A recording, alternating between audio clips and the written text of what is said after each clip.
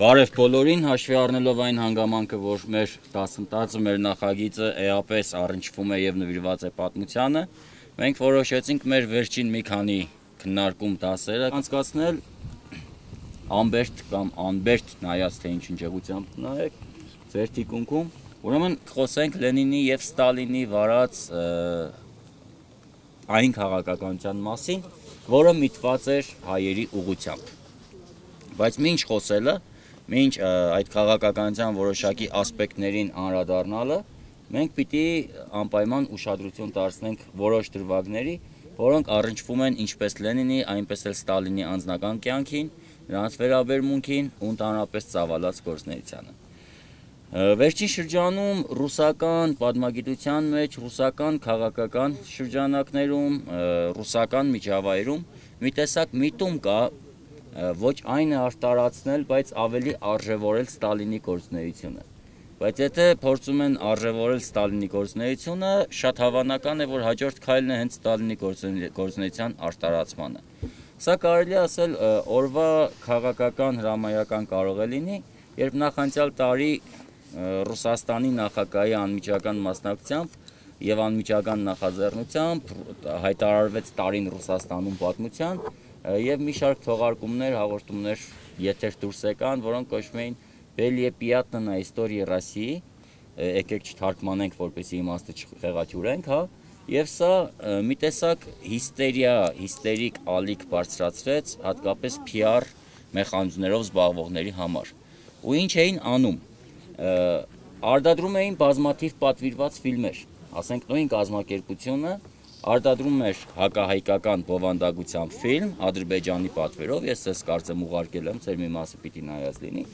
այդ նույն կազմակերպությունը հայերի պատվերով արտադրում էր, ասենք,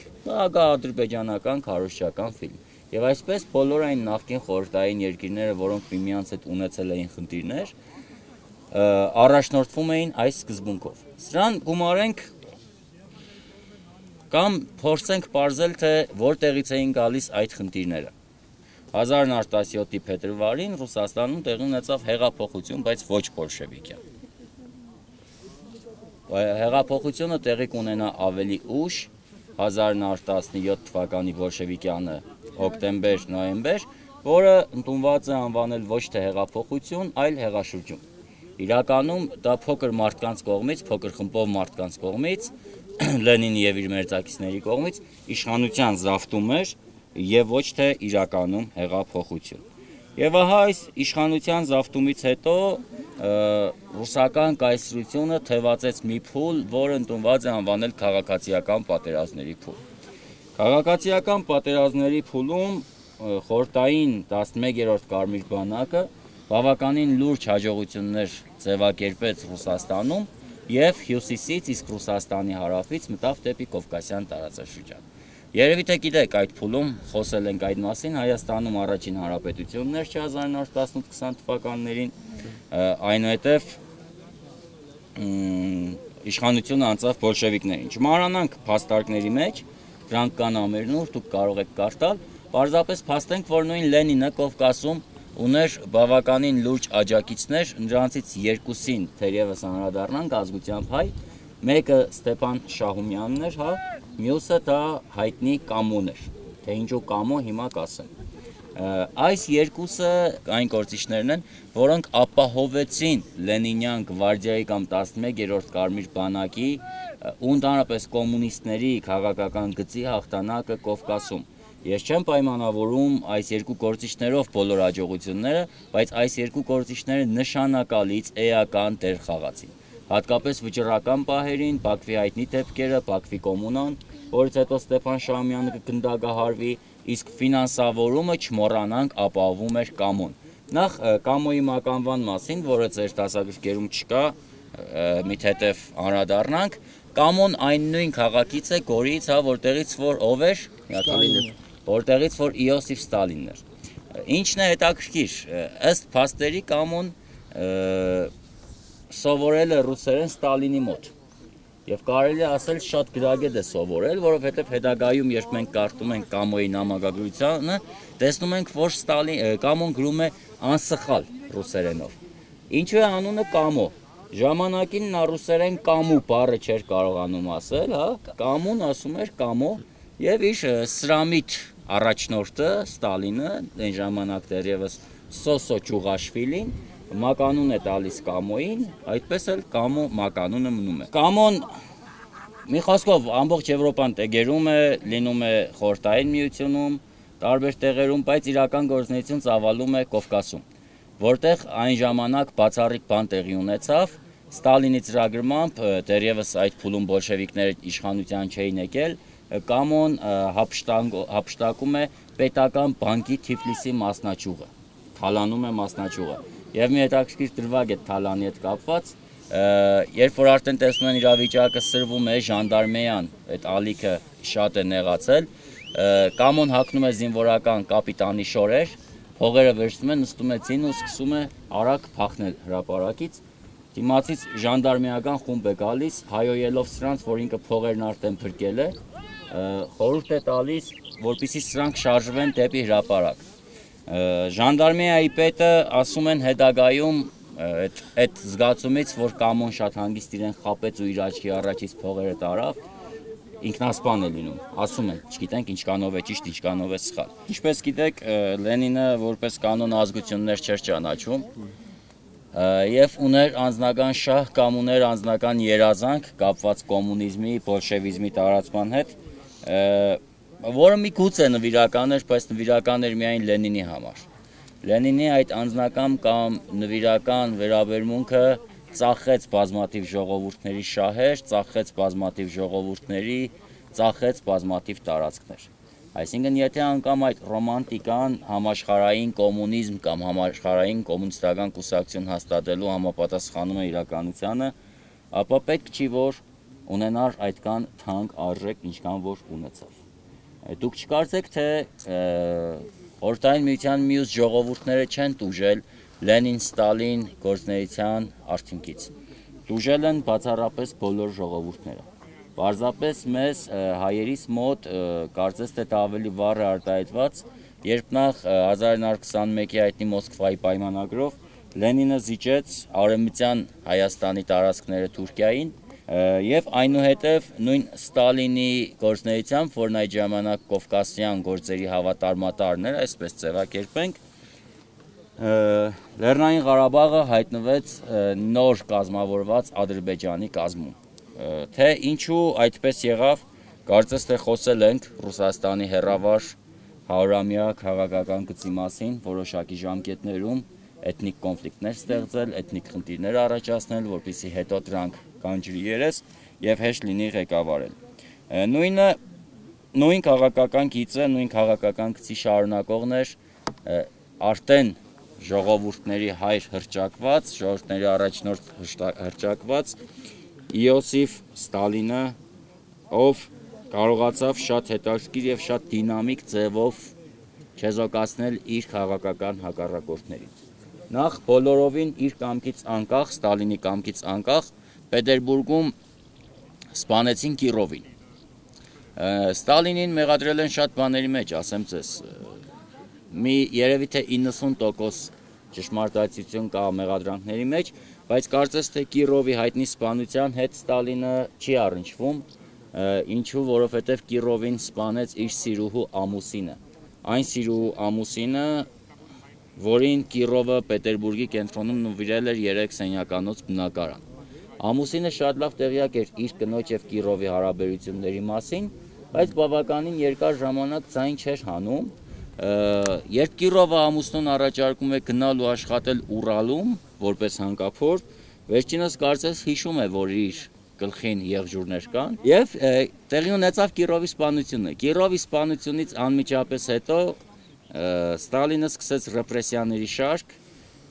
որը միտված էր իր քաղաքական հակառակորդներին վերացնելու, մասնավորապես Տրոցկուն։ Տրոցկուն հետագայում կսպանեն Մեքսիկայում կացնով,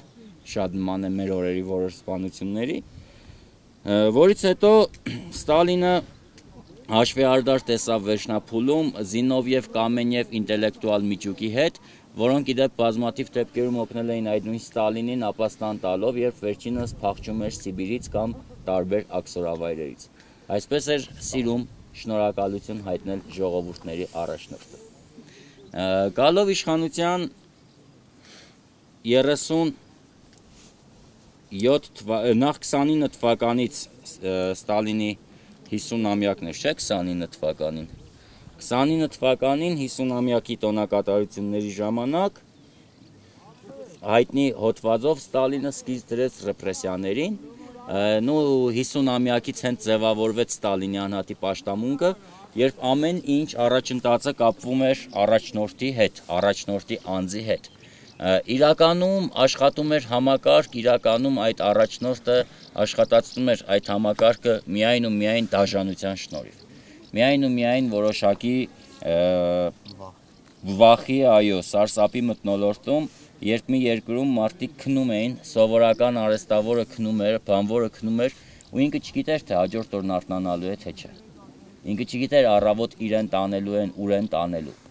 Ես ձեզ մի դեպք կպատմեմ, ինչի համար են անգամ մարդուն դատել։ Երկու գյուղացի հարևան նստած խոսում են Բաքում, խոսում են դեսից դենից,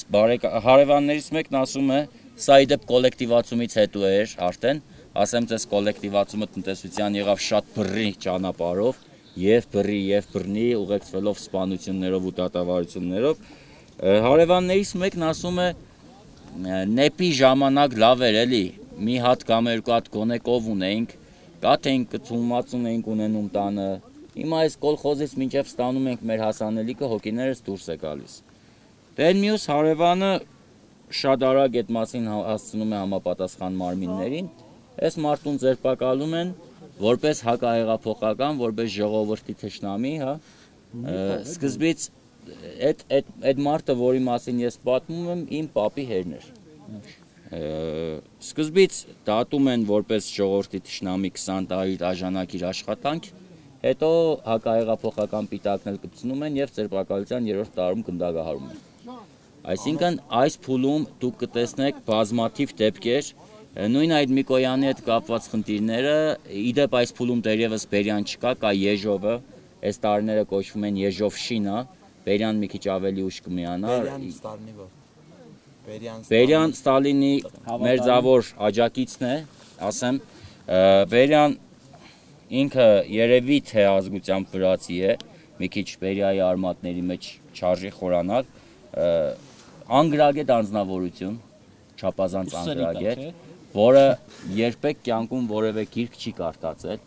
գոնե 53 թվականին, երբ Բերիային ձերբակալեցին ու ցուցմունքներ էին տալիս բազմաթիվ մարդիկ, իդեպ Բերիայի վերաբերյալ գործով ձերբակալել են 44 հայի։ Այսինքն Բերիայի մերձավոր շրջապատը բոլոր այն մարդիկ, ովքեր աջակցել են Բերիային իրականացնել 30-ականների վերջի եւ պատերազմից հետոյի ռեպրեսիաները, դրանց շարքում եղել են 44 նշանավոր հայեր։ Ցուցմունքներից մեկում մի քանիսը կարելի է կարդալ, բայց մեկում շատ հստակ ասվում է, որ Բերյան կյանքում երևի թե ոչ մի գիրք չի կարդացել։ Նա երբեք չի կարողացել 10 րոպե լուրջ մտավոր աշխատանք անել, երբեք։ Մի անգամ ձերբակալությունից հետո նախ Բերյան շատ էր սիրում խմել, կատեգորիկ հարբեցող էր դառումով, սիրում էր ճոխ ընջույքներ եւ այլն, եւ միակ գործը, որը նա լավ էր անում, նշանավոր մարդկանց, հայտնի գործիչների, օրինակ այնպիսին ինչպիսին Արմենակ Խամպերյանցն է, Սերգեյ Խուդյակովը, ավիացիայի մարշալ, երևի թե լսել եք, չէ՞, գիտենք։ Օրինակ Խամպերյանցի արմատները փնտրել ու գտնել Խամպերյանցի իսկական անունը Սերգեյ, Արմենակ Խամպերյանց, ոչ թե Սերգեյ Խուդյակով, ու վերջինիս գնդակահարության դատապարտել։ Դա ստացվում էր Բերիայի մոտ։ Ու երբ 53 թվականին Բերիային ձերբակալեցին ու պահում էին KGB-ի պատվալում, ցեղնահարկում կամ նկուղում, չգիտեմ ես կոնկրետ որտեղ, նա իր նամակներից մեկում, որն ուղղված էր նախկին գոլեգաներից մեկին, ասում է, դու շատ լավ գիտես, որ ես 1 օր չեմ կարող առանց կոնյակ եւ երիտասարդ աղջկա։ Այդ փուլում բավականին շատ էին մանկահասակ եւ երիտասարդ աղջիկների անհետացումը, բայց չխորանանք այս հաջորդականության մեջ։ Ընդհանուր առմամբ մինչ օրս մենք դժվարանում ենք ասել, թե Ստալինյան ռեպրեսիաների փուլում Լենինյան եւ Ստալինյան քաղաքականության արդյունքում ինչքան հայ մահացավ։ Բայց մեկ բան ակնհայտ էր, որ Ստալինը եւ Լենինը իրենց արժեվ խնդիր էին դրել այս տարածքը ունենալ զուտ որպես տարածք առանց հայկական բնակչության։ Եղել են բազմաթիվ ծրագրեր, բազմաթիվ առաջարկներ հայերին տեղափոխելու Ալթայի երկրամաս։ Բազմաթիվ անգամներ եղել են այդ առաջարկները։ Եղել են քննարկումներ, որ դուք հայերը միշտ դժգոհում եք, թե նեղ տարածքում ենք ապրում, քարերի վրա ենք ապրում, չենք կարողանում այս բաներով զբաղվել։ Եկեք գնացեք Ալթայի երկրամաս, այնտեղ կապրեք։ Իդեպ ով էր այդ փուլում տեղապահը կաթողիկոսի երկրորդ աշխարհամարտից հետո։ Մուրադբեկյանը։ Խորեն Մուրադբեկյանը թե Չորեքչյանը։ Չէ, տեղապահը Չորեքչյանն էր, Մուրադբեկյանը հենց կաթողիկոսն էր։ Չորեքչյանը տեղապահ, ճիշտ է, Գևորգ, հետագայում դառնա Գևորգ 6-րդ կաթողիկոս։ 45-ի հանդիպման ժամանակ, որը Կրեմլի արխիվում տառացի գրված է, ժամը 19:30-ից ժամը 19:50, այսինքն 20 րոպե է տևել այդ հանդիպումը, այն ժամանակ տեղապահ էր, եւ ինչն է հետաքրքիր, կա տարածված տեսակետ, որ իբր թե Ստալինը այդ ժամանակ եւս առաջարկել է հայերին տեղափոխվել Ալթայի երկրամաս։ Սա ճիշտ է թե սխալ է, չգիտենք, բայց ամեն դեպքում մի հետաքրքիր փաստ կա այդ հանդիպումից հետո, հետագայում կաթողիկոս դառնալուց հետո նա այդ հուշերում պատմում է Ավետիք Իսահակյանին, կամ կաթողիկոս դառնալուց առաջ էր Իսահակյանի հետ խոսակցության ընթացքում, որտեղ ասվում է, որ Ստալինը ասեց մեր տեղապահին, թե շատ շուտով ես կլուծեմ հայկական հարցը եւ թուրքերից հետ կվերադարձնեմ Արևմտյան Հայաստանը։ Դու կազմակերպի, որպեսզի 100,000 հայ վերադառնան Սփյուռքից Հայաստան, որպեսզի մենք կարողանանք բարձրացնել հողերի պահանջատիրության խնդիր։ Ոստեղ շատ հետաքրքիր դրվագ, թերևս Ստալինը աթեիստ էր, կարծում եմ, որ աթեիստ էր, կամ գոնե անաստված էր։ Ընդհանրապես բոլշևիկյան հասարակարգի օրոք շատ լավ գիտեք, եկեղեցին ինչ վիճակում է հայտնվում։ Ստալինի անմիջական աջակցությամբ եւ Ստալինի անմիջական միջնորդությամբ վերանորոգվում է Խորվիրապը, Կառնին, Գեղարդը։ Այն լուրջ վերանորոգչական աշխատանքները, որ եղել են, որոնք պահել են այդ կառույցների որոշակի ճարտարապետական դիմագիծը, դա եղել է Ստալինի աջակցությամբ։ Սա մի քիչ աբսուրդ է, հակասություն է, բայց ամեն դեպքում փաստը կա։ Դա եղել է այդ փուլում։ Մի խոսքով դրանից հետո Հա? Ստալինի հակավորն էր։ Իմ համար է դա անհասկանալի է, բայց հետոն որ նայում ենք, երբ որ հայրենադարձության նոր ալիք եղավ, հա, երկրորդ համաշխարհային պատերազմից հետո ճիշտ է 100,000 հայ չկարողացանք հավաքել հետ, բերել հետ Սփյուռքից, արաբական 12 եւ եվրոպական երկրներից հիմնականում հայերը եկան հետ, բայց այդ թիվը չհասավ 100,000-ի։ Այդ ժամանակ կարծես թե հիշում եք, չէ, որ Ամերիկայի Միացյալ Նահանգները ատոմային ռումբեր նետեցին ճապոնական երկու քաղաքների, Հիրոսիմա, Նագասակի քաղաքների վրա։ Ասում են այդ դեպքերից հետո Ստալինն ասում է, որ ճապոնացիները սեփական արյան գնով փրկեցին թուրքերին։ Այսինքն թուրքերի դեմ գործողություն սկսելը կնշանակեր երևի թե այդ փուլում կոնֆլիկտ Ամերիկայի Միացյալ Նահանգների հետ, որը Ստալինը չէր ուզում եւ թողեց իր իսկ ձևակերպմամբ ավելի լավ ժամանակների համար։ Բայց նաեւ այդ առանձին է քննարկվել, նորից Ստալինի առաջ դրվել է այդ հարցը, որ կամ Արևմտյան Հայաստան կամ եվրոպական հատված, ինքը բնականաբար ընտրել է եվրոպական հատվածը, Արևմտյան Հայաստանը չի ընտրել, հետագայում փորձել է անգամ կամ փաստեր, որ Ժուկովը արդեն ծրագրել էր օպերացիան, Բաղրամյանը հետ քննարկվել էր դա, հա, հետ վերադարձնելու, բայց դա տեղի չունեցավ։ Մի խոսքով, այդ հետաքրքրական չի, հետաքրքրականն ինչ էր։ Հիմա այդ կանք եկեղեցիների, վանքերի եւ մասնակի իբր թե հայանպաստ քաղաքականության հետևանքներին անդրադառնանք։ Համաշխարհային պատերազմից հետո 45 թվականից հետո 47 թվականին սկսվեց բռնաճնշումների հերթական ալիքը։ Եվ այդ բռնաճնշումների ալիքի հետևանքով բազմաթիվ հայեր, այդ թվում Սփյուռքից վերադարձածները Ստալինի անմիջական միջնորդությամբ հայտնվեցին Ալթայի երկրամասում։ Ստալինի համար կարծես թե նպատակ էր, կյանքի նպատակ էր դարձել Ալթայի երկրամասը բնակեցնել։ Բայց հիմա հայերը Եվ առանձին գիրք կա, գրքեր կան առանձին, որտեղ խոսվում են այն ժողովուրդների մասին, որոնք վերաբնակեցված են Ալթայի երկրամասերում։ Ես չէի ուզենա ձեզ հոգնեցնել կամ տխրեցնել Ստալինյան ռեպրեսիայի փուլի ողջ պատմությունը ներկայացնելով, այդ իհարկե սարսափելի բաներ են տեղի ունեցել այդ փուլում, դուք չեք պատկերացնում, նա ով ունի տատ, պապ, նախնիներ, հա, այդ փուլում ապրած, ունի կենսագրություն այդ փուլի հետ կապված։ Այսինքն մենք բոլորս ուղակի կրողն ենք այդ փուլի, բռնաճնշումների ալիքի, ուղակի կրողն ենք այդ տոտալ, վարչատիրական, հրամայական համակարգի հաստատման եւ խուսափել դրանից պարզապես հնարավոր չէ։ Իհարկե միգուցե ռուսական միջավայրի կամ ԽՍՀՄ միջավայրի համար ինչ-ինչ տնտեսական արդյունավետություն այդ փուլում եղավ 10 տարում, այսինքն 2 հնգամյակում 100 տարվա բաց կամ 80 տարվա բաց լրացնելով։ Սա հասկանալի է, բայց ինչ գնով։ Մի հատ պիտի հասկանալ գինը, որը վճարվում է, արդյոք արժեր այդքան։ Թե շատ թանկ վճարեցին մարդիկ այդ գինը։ Այս սրանք հարցեր են, որոնցից յուրաքանչյուրը չունի այսօր միանշանակ պատասխան։ Սրանք հարցեր են, որոնցից յուրաքանչյուրին պետք է պատասխանել մոտենալ յուրովի։ Երբ ես ձեզ բերեմ այս փուլի վերաբերյալ որևէ փաստարկ, դուք կարող եք բերել 1 հակափաստարկ, ես կարող եմ բերել 10 այլ փաստարկ, դուք կարող եք բերել եւս 10 փաստարկ։ Հասկանալի է։ Այսինքն գալ օբյեկտիվ ճշմարտության եւ եզրահանգման բավականին դժվար է։ Ունեք ուրիշ հարցեր, ասա Հովհաննես։ Ճիշտ է, որ անգամ խոսքի օրինակ տանը Լենինի արձանիկը ջարդելուց են դադարեցրել մարդիկ։ Ոչ միայն Լենինի արձանը ջարդելուց, ոչ միայն կամ Ստալինի նկարը ինչ որ մի անկյունում տնելուց, ոչ պատվաբեր անկյունում տնելուց։ Իրականում օրենք չկար, որ այդ նկարը այդտեղ պիտի լինի կամ այդ արձանը այդտեղ պիտի լինի, հա։ Պարզապես դա համարվում էր ոտնձգություն ժողովրդների առաջնորդի կերպարի նկատմամբ։ Եվ հոդվածները բազմաթիվ էին, ինչքան ուզես։ Խորհրդային ժամանակում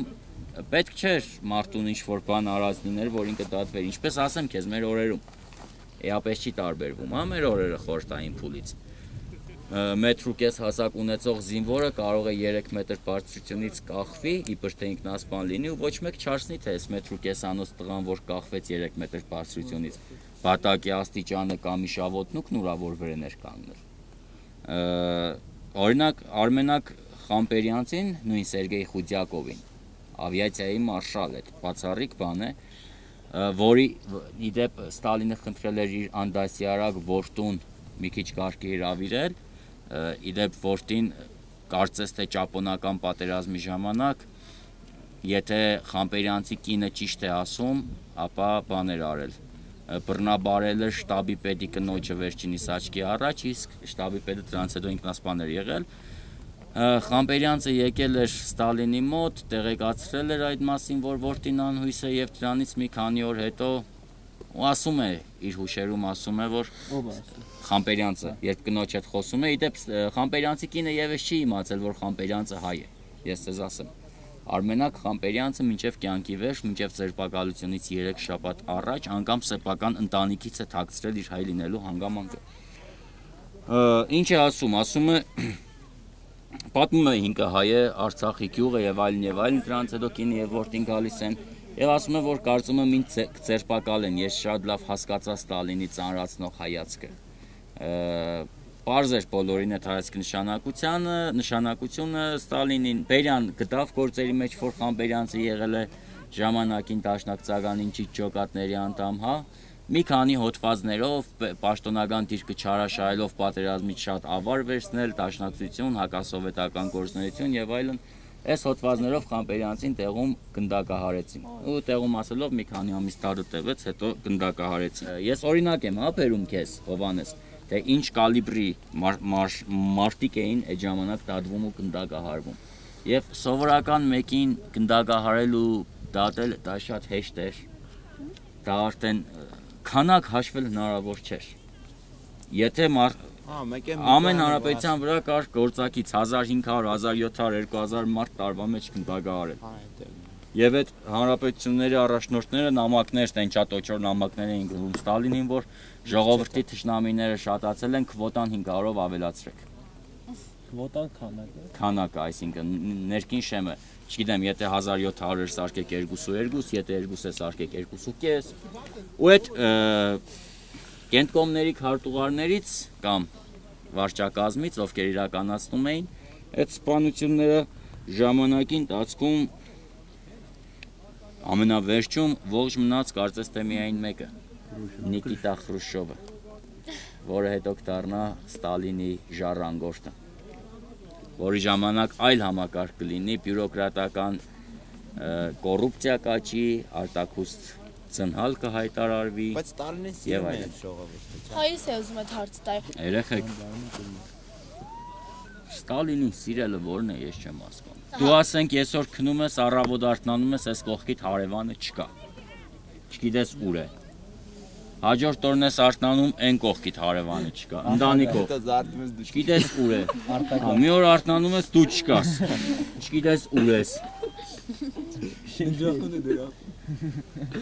Հասկանում ես, մարդը տառաճանաչ չի եղել, տառաճանաչ։ Այն որ ստորագրում էին պլյուս տնելով։ Այն ժամանակ ով որ անտառաճանաչ էր, ասում էին կամ պլյուս տիր, կամ տիչկա, կամ մինուս ստորագրության տեղը։ Այդ մարդուն դադել են իմպերիալիստական գաղափարախոսությունը վերարժևորելու, քարոզելու եւ տարածելու համար։ Աբսուրդը հասկանում ես դու։ Չէ։ Օբյեկտիվության որոշակի աստիճան կար, խնդիրն է չի։ Երբ որ Ստալինը մահացավ, ուներ 2 հատ մունդիր, սեփական այդ վերարկու այդ իր երևի թե գիտեք Ստալինին վերջում տվեցին գեներալիսիմուսի կոչում Աշխարհում հազվադեպ։ հա ինքն ուներ Չանկայշինն ուներ Սուվորովն ուներ մի խոսքով շատ քիչ մարդիկ ուներ այդ երկու մունդիրը կարծեմ 34 ռուբլի կանխիկ փող եւ 100 քանի ռուբլի թոշակի ֆոնդին եթե չեմ սխալվում Այս օրինակով կարող է 21-րդ դարի հատկապես հայաստանցի շատ գործիչների համար օրինակելի լինի։ Կարող է, որպես ուսուցողական կերպար։ Բայց շորերով գնար չէր։ Բայց մնացած ասպեկտներում ինչի գնով էր նա դրան հասնում։ Ինչի գնով։ Մարդուն 10 կիլո սալոմի համար գնդագարության էին դատում։ Սալոմը գնում է։ Կովիկ էր։ Որ 10 կիլո 4 սալոմ էր գողանում, ասենք, կոլխոզի կոմից։ Գնդագահարում էին։ Չգիտեմ, դուք ինքներդ որոշեք, սիրեին թե չէին սիրի։ Իսկ ով ժամանակաշրջանն ավելի դաժան եղել, Ստալին թե Լենին։ Լենինը կյանքի վերջի փուլում հատկապես, երբ որ սիֆիլիսը մոտը շատ էր քայքայում էր այո օրգանիզմը ու հերթական ինսուլտներ տարել նախ մեկուսացված էր գործերից հետո Լենինը իր կեղտոտությունները ես չեմ խուսափի այդ բառն օգտագործելուց ինչ արել էր արդեն արել էր ու չէր կարող արդեն տակներ անում ես բառի սպոն իմաստով եմ ասում վերջի փուլում էլ վատություն մարդկանց չէր անում դրա փոխարեն տակներ անում հիմա Ստալինը կարծես թե դրան չասավ լավ եթե հարցեր չունեք եկեք ամփոփենք այս թեման շնորհակալություն